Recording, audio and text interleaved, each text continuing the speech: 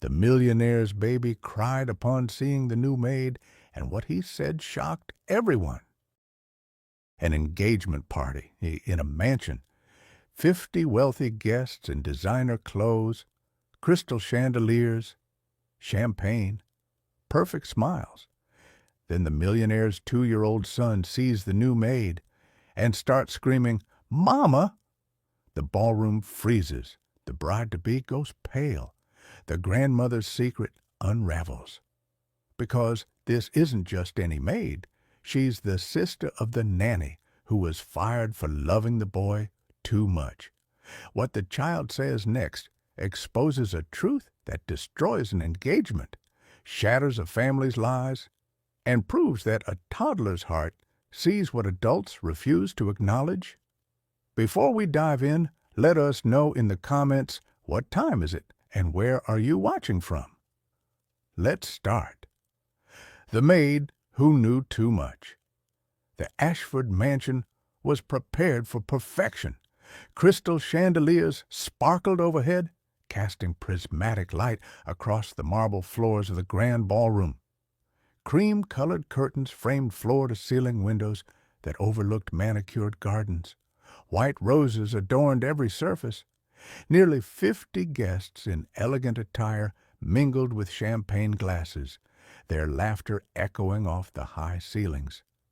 It was supposed to be the social event of the season, the engagement party for Marcus Ashford, 32, heir to the Ashford Hotel empire, and his fiancée Victoria Sinclair, a stunning blonde woman in a shimmering silver gown that probably cost more than most people's cars.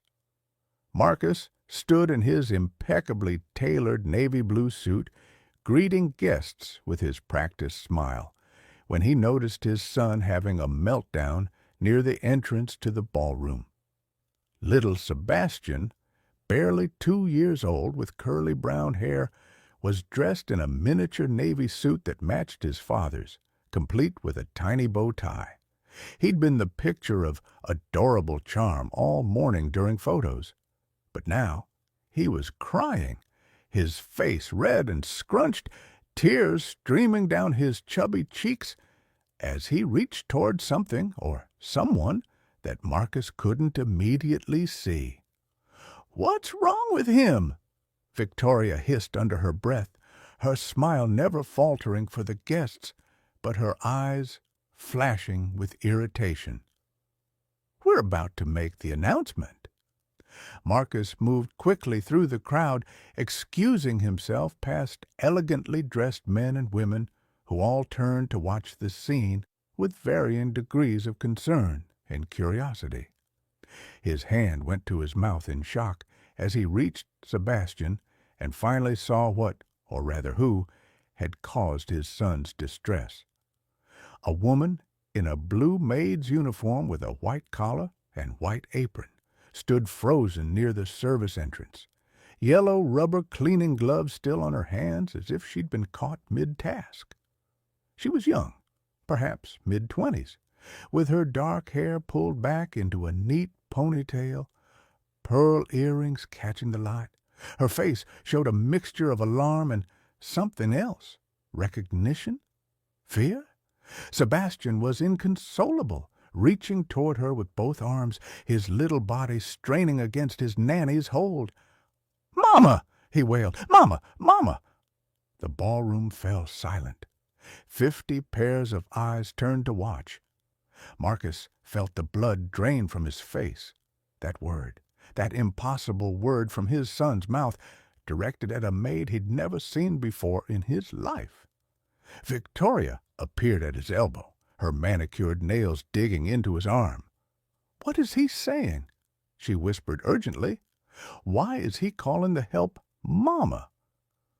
I don't know," Marcus stammered, but his eyes were locked on the maid, whose face had gone ashen.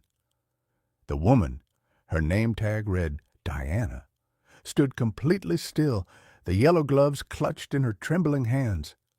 Her eyes glistened with unshed tears as she looked at Sebastian, and Marcus saw something in her expression that made his heart stop, love. Desperate, aching, unmistakable love. "Sebastian," Marcus said firmly, moving to take his son from the nanny. "That's not—" "Mama!" Sebastian screamed louder, fighting against Marcus with surprising strength for such a small child. "Mama! Want Mama!" Mrs. Henderson, the head housekeeper, rushed over and grabbed Diana's arm. "I'm so sorry, Mr. Ashford. This is Diana Torres. She just started today. I'll remove her immediately." "No, wait," Marcus heard himself say, though he didn't know why. Something about the way Sebastian was crying, the way he was reaching for this stranger with such desperate recognition, made Marcus's carefully constructed world begin to tilt. "Marcus," Victoria said sharply, her voice low but commanding. "Handle this, now. People are staring." But Marcus couldn't look away from Diana. Have we met before?" Diana's lips trembled. She opened her mouth, closed it, then finally whispered, "Mr. Ashford, I should go." "Answer the question," Marcus said, his voice coming out harder than he intended. "Why is my son calling you Mama?"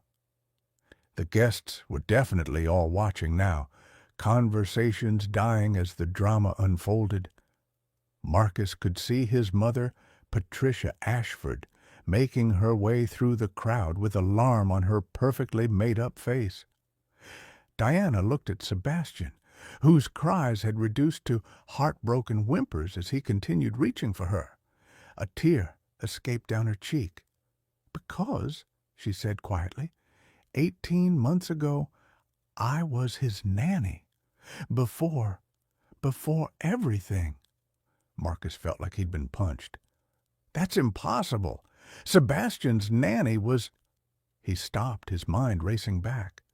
18 months ago, before Victoria, before the engagement. He'd been traveling constantly for work, barely home, leaving Sebastian's care to staff while he grieved his wife's death and drowned himself in business deals. "Her name was Elena Rodriguez," Diana continued, her voice stronger now despite the tears. "She was my sister. She took care of Sebastian for the first 6 months of his life while you were away. She loved him like her own." "Wait," Marcus said, the pieces starting to come together in his mind. "Elena, the nanny who quit suddenly, who left without explanation." "She didn't quit," Diana said, and now anger flickered in her eyes alongside the grief. "She was fired by your mother, who told her that Mr. Ashford was getting engaged, and there was no place in this household for staff who got too attached to the children." Marcus spun to look at his mother, who had reached them. Patricia's face was a mask of aristocratic composure, but her eyes were cold. "This is not the time or place for this discussion." "Is it true?" Marcus demanded. "Did you fire Elena?" "I made a personnel decision that was in the best interest of this family," Patricia said coolly. "That woman was overstepping boundaries, treating Sebastian like he was her own child instead of her employer's son. It was inappropriate."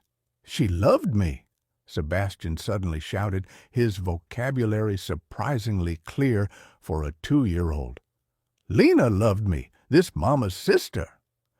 Marcus looked back at Diana, really looked at her for the first time. He could see the resemblance now. Elena had been slightly older, but they had the same eyes, the same gentle expression. Elena had been the one constant in Sebastian's life during those dark months after his wife Catherine had died. Elena had been the one singing him to sleep, teaching him his first words, holding him when he cried. And Marcus had barely noticed when she disappeared, too consumed with his own grief and Victoria's whirlwind courtship to question his mother's explanation that the nanny had found other employment. "Where is Elena now?" Marcus asked quietly. Diana's face crumpled. "She died 3 months ago. Cancer. She asked me to check on Sebastian before she passed, to make sure he was okay. I couldn't get anywhere near him, your security, your gates.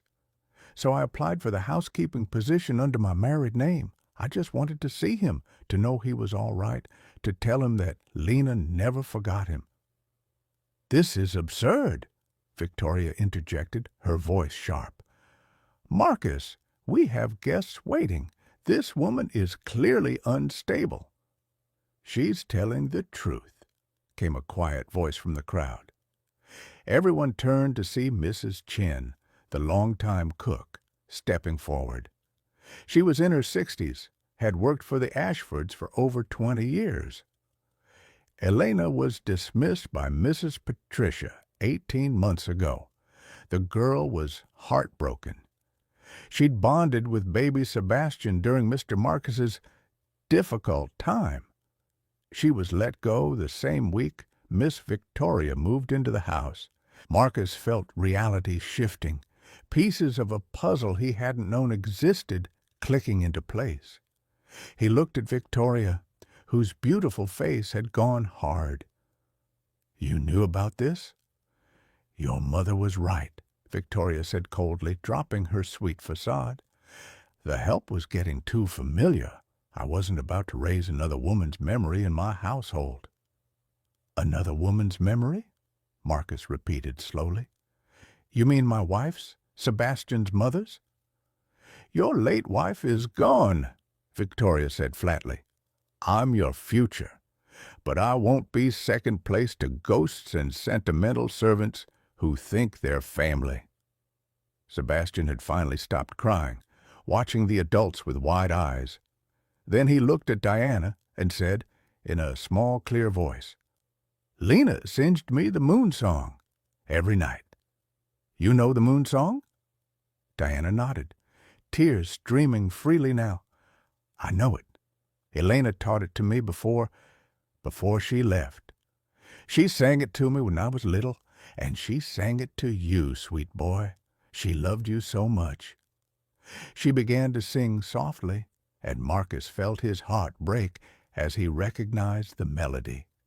He'd heard it before, drifting from Sebastian's nursery in those early months, but he'd been too lost in his own grief to pay attention. Sebastian's face lit up with recognition and joy. "Moon song! That's the moon song!"